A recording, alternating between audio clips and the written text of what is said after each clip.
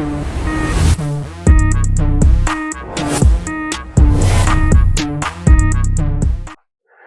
मेरा नाम है रामकिशोर पारचा और आप देख रहे हैं दिल्ली इंटरनेशनल फिल्म फेस्टिवल का YouTube news channel cinema with stars. और आज हम बात करेंगे अपने इस चैनल के ज़रिए अजय देवगन की हालिया नई रिलीज़ होने वाली फ़िल्म रेड 2 पार्ट 2 के बारे में।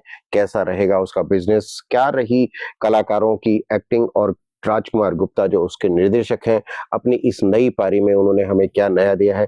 फ़िल्म स्लो है, तेज़ है, बोर करती है और नए स्टार्स जो उसमें शामिल हुए हैं, उनका क्या काम कैसा रहा होगा, उनकी अभिनेत्रियों ने क्या किया होगा और सबसे बड़ी बात ये है कि चुपचाप रिलीज़ होने वाली रेड 2 में आखिर ऐसा इस बार राजकुमार गुप्ता ने क्या पेश किया है, जिसको लेकर हम उत्साहित हों और फ़िल्म को देखने के लिए एक बार अपना मन ज़रूर बताएँ।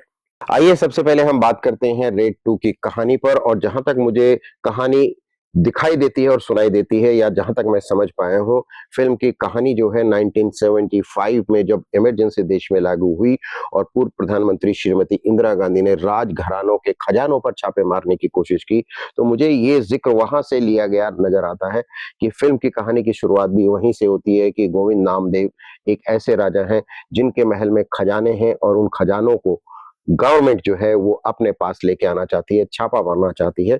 लेकिन जब छापा मारने के बाद पकड़े जाने की घटनाएँ होने लगती हैं, तो राजा साहब जो हैं एक ऐसे पॉलिटिशियन की मदद लेकर उस ऑफिसर को करोड़ों रुपए की रिश्वत देकर खुद को बचाना चाहते हैं, जो अमेय पटनायक के नाम से यानी अजय देवगन फ़िल्म में हर बार पहले पार्ट में जो वो कर रहे थे, दूसरी बार भी कैसे वो दोस्तों बजा देते हैं और बॉस बजाने का मतलब है छापा मारते हैं, उसके खिलाफ वो खड़े हो जाते हैं।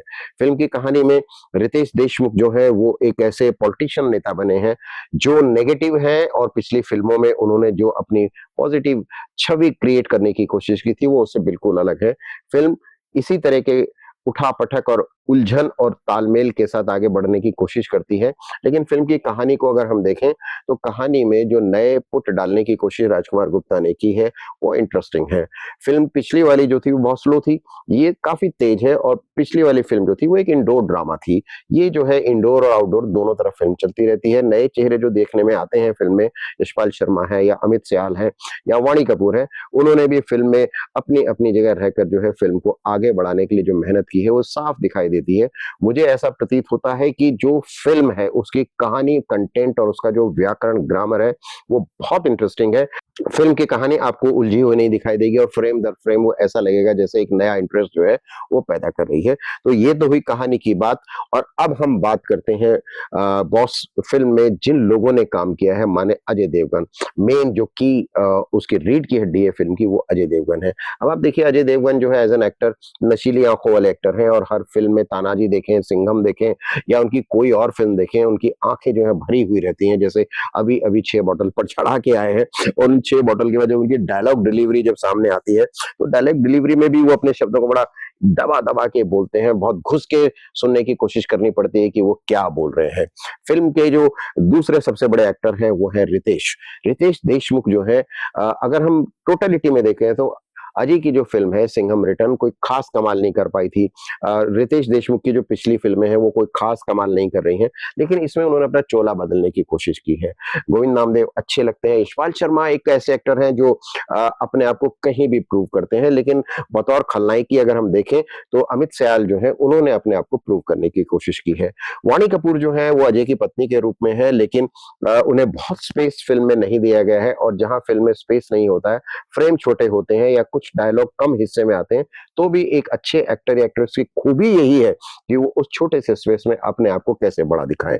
सौरभ शुक्ला जो है वो बहुत मंझे हुए कलाकार हैं, पिछली फ़िल्म में वो मेन विलेन थे, इसमें उनके टुकड़े दिखाई देते हैं, लेकिन इस फ़िल्म में अगर हम देखें तो सौरभ शुक्ला जो हैं, वो बहुत ट्रांजिशन वाले एक्टर हैं। वो कभी भी जो करेंगे तो उसको आप देखकर ये नहीं कह सकते कि पिछली फ़िल्म को रिपीट कर रहे हैं। अगर आप उनकी पिछली फ़िल्मों को याद करें, मुझे उनकी फ़िल्म बैंडिट क्वीन याद आती है, जिसमें वो साइकिल चलाते हुए फूलन से मिलने जाते हैं और गाँव के एक ऐसे आदमी की भूमिका उनको दी गई थी, जिसमें भाषा का पुट बहुत अच्छा शामिल किया जाना था। या फिर सुभाष घई की ताल को देखें हम, तो ताल में वो एकदम न्यू मॉडर्न मैनेजर की भूमिका में हैं। पिछली फ़िल्मों में उन्होंने कुछ जगह एक विलेन की भूमिका निभाने की कोशिश की है, जैसे पीके में थे वो। तो मुझे ऐसा लगता है कि फ़िल्म में जो सबसे सॉलिड एस्थेटिकल अंदाज में अपने आप को सिनेमाई बनाकर प्रस्तुत करने वाले जो कलाकार हैं वो सिर्फ सौरभ शुक्ला हैं। अजय देवगन ठीक है, उन्होंने मेहनत की है, अब उनका भी एक छक्का मारना बहुत ज़रूरी था। तानाजी जो थी या उनकी जो सिंघम रिटर्न थी वो कोई खास कमाल नहीं कर रही थी। फ़िल्म के अंदर बहुत सारे ऐसे छोटे-छोटे एक्टर्स और कैरेक्टर्स हैं, जो अपना काम करने की कोशिश तो करते हैं, लेकिन जहाँ बड़ा एक्टर काम करता है, वहाँ छोटे एक्टर्स जो हैं वो दब जाते हैं और इस कोशिश में उन दबे एक्टरों को निकालने के लिए ज़रूरी होता है कि जो राइटर डायरेक्टर हैं, वो उनका कैरेक्टर ऐसा लिखें जिससे वो उछलकर अपने आप बाहर आ जाए। तो बॉस ये तो हुई बात फ़िल्म में काम करने वाले लोगों की, लेकिन अब हम बात करते हैं फ़िल्म में गीत और संगीत की। आप देखिए कि फ़िल्म का जो बैकग्राउंड स्कोर है और फ़िल्म की जो सिनेमेटोग्राफ़ी है, उसको लेकर के मैं बहुत अलग से एक बात कहने की कोशिश करना चाहता हूँ। फ़िल्म की सिनेमेटोग्राफ़ी जो है वो इंडोर जब हम फ़िल्म को शूट करते हैं, तो क्लोज़अप में बहुत सारे शॉट हम ऐसे लेते हैं जिसे हमें वाइड दिखाना होता है और फ़िल्म जब आउटडोर से इंडोर में एंटर करती है, तो कैमरा जो होता है, उसे हैंडल करने वाले कैमरामैन, सिनेमेटोग्राफ़र का काम और ज़िम्मेदारी बहुत बढ़ जाती है। क्लोज़अप में अगर हम फ़िल्म को देखें तो फ़िल्म बहुत इंटेंस दिखाई देती है, लेकिन आउटर में जाकर हम देखें तो फ़िल्म काफ़ी बोल्ड है, ये टेक्निकल पक्ष है। और दूसरी बात कि उसका जो साउंड है, उसका जो स्टीरियो साउंड है या उसका जो साउंड ट्रैक है, जो शॉट्स के साथ फ्रेम दर फ्रेम फ़िल्म को बहुत हैवी बनाने की कोशिश करता है, वो ट्रैक ऐसा है जो फ़िल्म के सब्जेक्ट के साथ मैच करता है। गानों की बहुत ज़्यादा फ़िल्म में ज़रूरत नहीं है, बैकग्राउंड में कुछ भी आप चला सकते हैं। तो मुझे नहीं लगता है कि जो सब्जेक्टिव फ़िल्में होती हैं या जो इस तरह की छापामार किस्म की फ़िल्में जो होती हैं, बॉस उनमें किसी गीत संगीत की बहुत गुंजाइश रहती है।